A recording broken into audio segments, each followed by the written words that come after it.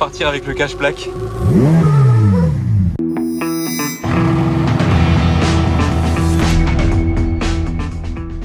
Hello everybody, this is Fipe, j'espère que vous allez tous bien les amis. Si vous avez suivi dans mes dernières vidéos, j'ai présenté ce garage là vers Perpignan, Excelcar. Je vous ai fait tout le tour du garage et je vous ai dit qu'on allait essayer quelques voitures. Donc aujourd'hui c'est l'essai de cette F8 coupée. On va partir l'essayer dans les routes aux alentours de la concession. N'oubliez pas d'aller me follow sur Instagram, allez aussi voir l'Instagram de la concession Excelcar et leur site internet est dans la description. Vous pouvez voir tout leur parc automobile si vous êtes intéressé ou juste curieux. Et si vous avez loupé ma vidéo de présentation de leur garage, elle est sur ma chaîne YouTube, elle s'affichera à la fin, donc vous pourrez jeter un œil. Mais là, on est surtout là aujourd'hui, maintenant, pour cette F8 coupée qui est vraiment très originale. Là, je vais pas la présenter 2 heures maintenant, on va surtout monter dedans et la conduire, ce sera ça qui sera cool. Je vous la présente en route. Allez, on saute à l'intérieur. Regardez déjà juste petit teaser de l'intérieur. Oh là là, cet Alcantara, magnifique la configuration. Allez, c'est parti.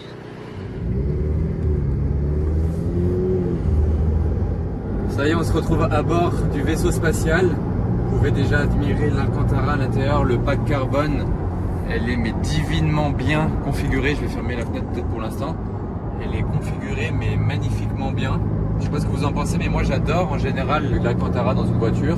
En gris en plus, ça ressort tellement bien et avec les surpiqûres rouges qui vont bien avec l'extérieur de la voiture qui est rouge aussi. Et aussi gros détail que j'adore, ceinture rouge. Ça c'est fou, franchement, elle est parfaite. Très à mon goût, je pense qu'elle sera au goût de beaucoup de personnes aussi. Maintenant vous le voyez, on est sur une petite route autour de Perpignan, donc c'est assez sympa, il y a des petits virages, il n'y a personne. Par contre il y a beaucoup de vent dehors, c'est ça qui est un tout petit peu plus embêtant, donc je verrai où je trouverai un endroit pour présenter la voiture de l'extérieur sans qu'il y ait trop de vent ou si on devra la présenter au garage. Mais en tout cas, pour rouler le vent il ne nous dérangera pas trop. Bon, c'est la deuxième.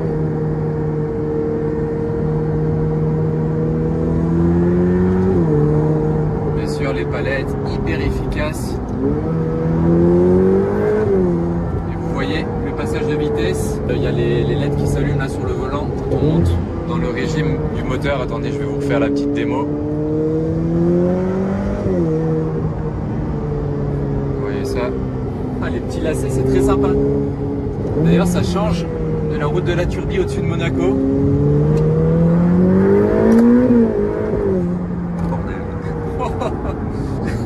Caméraman QCP, il enchaîne les G pour vous. Wow, c'est très sympa de découvrir cette route là avec tous ces virages en F8. J'espère que vous profitez de ça avec nous. En plus on vous filme au grand angle, c'est ce qu'il y a de mieux pour filmer dans les voitures. J'ai mis la GoPro à l'arrière.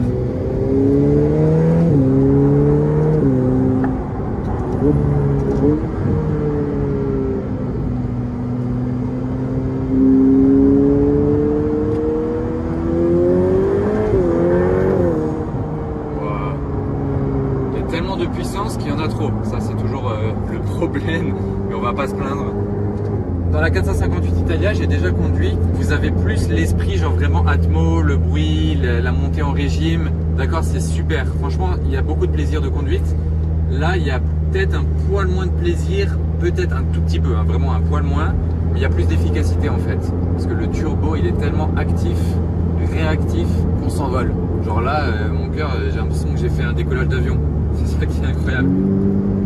Et les valves quand elles s'ouvrent. Là, je suis en 3e. Vous avez vu le couple, même en 3e. C'est tellement satisfaisant, les palettes en carbone, elles sont très agréables au toucher. Par contre, vous voyez, elles tournent pas avec le volant, mais c'est pas hyper dérangeant parce qu'elles sont immenses. Donc franchement, ça me gêne pas.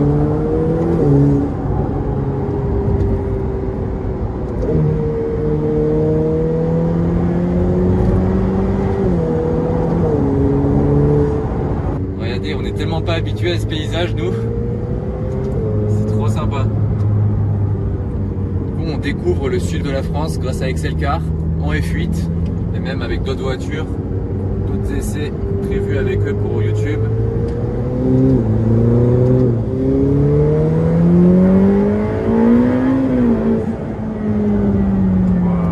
Je vous promets, je suis pas pied plancher là. Là j'étais pas pied plancher, c'est juste trop efficace et c'est trop bien.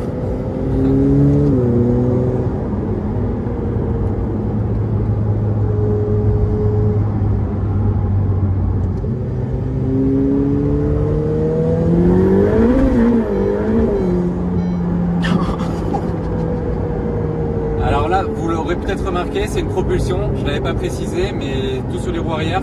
Après, bien sûr, on reste en mode sport, donc on est quand même toujours assez soft. Ah, c'est là, je dois m'arrêter pour faire des photos sympas. Voilà, on est arrivé dans un endroit sympa pour poser la voiture. Il y a une superbe vue derrière. Par contre, il y a tellement de vent que je vais juste faire des points de vue vidéo de la voiture, mais je la présenterai près ici.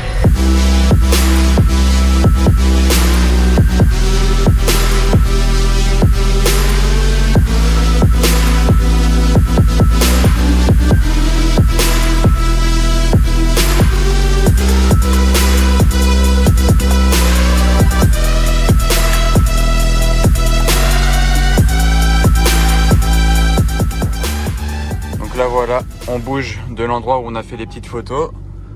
Attends, on a oublié la plaque. On allait repartir avec le cache-plaque. Vaudrait mieux pas sur la route publique de rouler avec un cache-plaque et cacher notre plaque. Bon, en attendant, je vous fais voir l'intérieur. Et j'allais juste vous dire, donc comme vous le voyez, on roule en mode sport. Parce que sinon, wet, ça c'est vraiment quand la route est mouillée.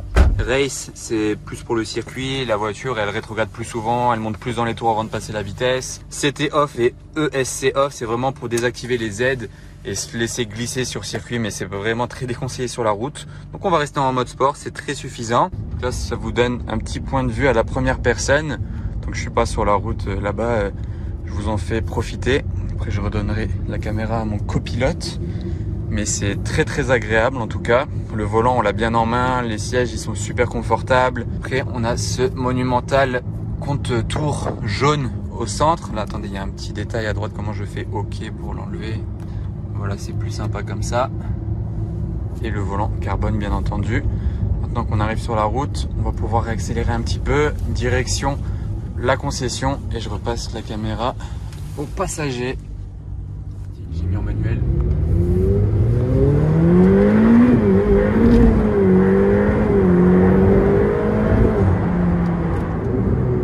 Un peu du technique de la voiture, 720 chevaux sur les roues arrière, biturbo, 770 Nm de couple. La vitesse de pointe, on va pas la tester aujourd'hui, mais c'est 340 km/h. Vous vous rendez bien compte qu'on n'exploite tellement pas tout le maximum de la voiture. 340 sur circuit, c'est plus sympa. Et le 0 à 100 km/h en 2 secondes 9. C'est tout juste le temps de se rendre compte de ce qui se passe. Vous êtes à 100 km/h, pratique pour vous insérer sur l'autoroute. Si vous êtes au péage et que l'autoroute est limitée à 130, ce qui est ouf, c'est que le 0 à 130, il n'y a pas de limite de vitesse en fait. Vous êtes sur l'autoroute, vous voulez accélérer de 0 à 130 en 3 secondes, en 4 secondes, c'est permis. C'est ça qui est incroyable en fait.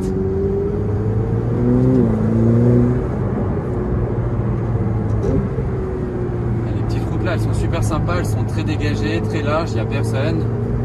On est bien à l'aise. Les chevaux sont à l'aise aussi, ils respirent. Et ce passage de vitesse, il est tellement rapide.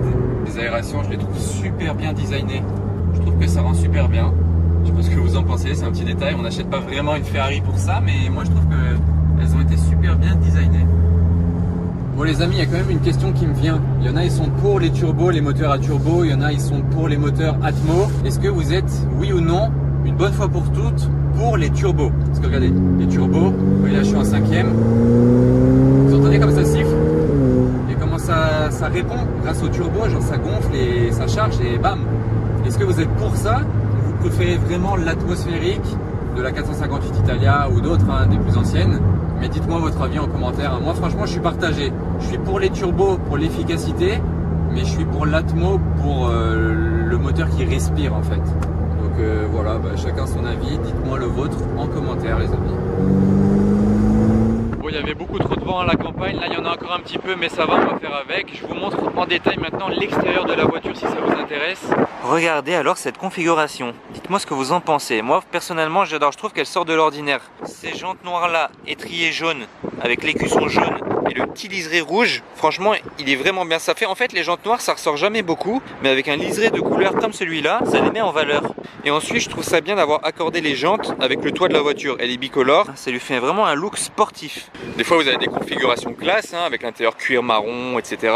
Mais là c'est un look vraiment sportif. J'adore ces sièges en Alcantara avec les surpiqûres rouges, l'écusson Ferrari brodé en rouge dans l'appui-tête. Parce qu'il en est des tapis de sol, ils sont cuir gris avec surpiqûre rouge, donc le cuir gris va super bien avec ça. Là, il y a les baguettes de porte Ferrari. Et surtout, ça je l'ai dit tout à l'heure, j'adore, la ceinture rouge, genre waouh. Et la baie du moteur, en fait j'ai l'impression qu'on le voit vraiment super bien. J'ai jamais remarqué sur les F8 on voyait autant le moteur, et ça c'est plexi.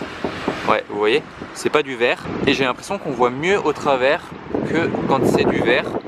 Vous voyez bien le cœur de la voiture, le V8. Bon, j'adore les 4 feux à l'arrière de la F8, mais ce que je préfère sur la Ferrari F8, c'est la partie avant. Franchement, la face avant, je pourrais même vous allumer les LED, attendez. Voilà pour la face avant de la voiture avec les LED allumés, cette barre de LED.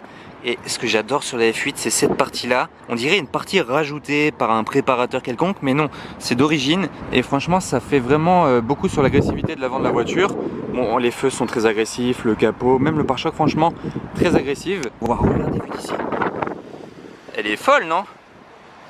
Oh, il y a moins de vent à l'intérieur, hein. On s'entend un peu plus parler. Regardez, la clé, bah, c'est celle-ci, la clé de la Ferrari, c'est les nouvelles clés. Hein. Pas nouvelles, mais elles sont quand même nouvelles, bon vous m'aurez compris. Ce qui est pratique, c'est que la voiture elle est équipée du lift system, donc vous pouvez la monter en cas de besoin si vous passez dans des endroits un peu critiques ou bien tout simplement un ralentisseur. Et là c'est côté de la boîte de vitesse avec la marche arrière, mode auto, launch control, les warnings. Et les fenêtres, c'est toujours au milieu pour les ouvrir dans les Ferrari. Je sais pas si vous saviez, c'est pas récent, en tout cas ça a toujours été là. Et ce qui est fou, c'est que le moteur est hyper visible. Wow, comme il est visible d'ici, regardez, j'ai l'impression que j'ai le téléphone dans le moteur.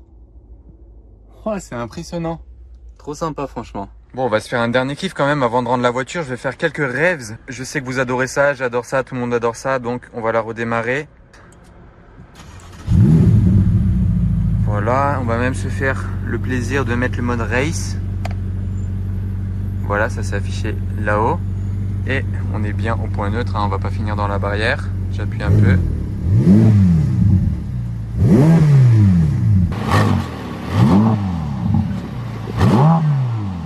Et vous voyez au passage les LED qui s'affichent là.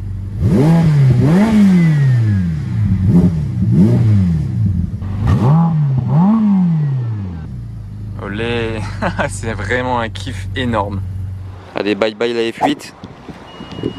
On la rend. Et si cet essai de la F8 Tributo avec Excelcar vous a plu, n'oubliez pas le pouce bleu, d'aller suivre Excelcar sur Instagram, voir leur site internet si ça vous intéresse, voir mon Instagram aussi. Donc restez bien connectés, n'oubliez pas de vous abonner pour ne pas louper les prochains essais les amis. Allez, à toutes.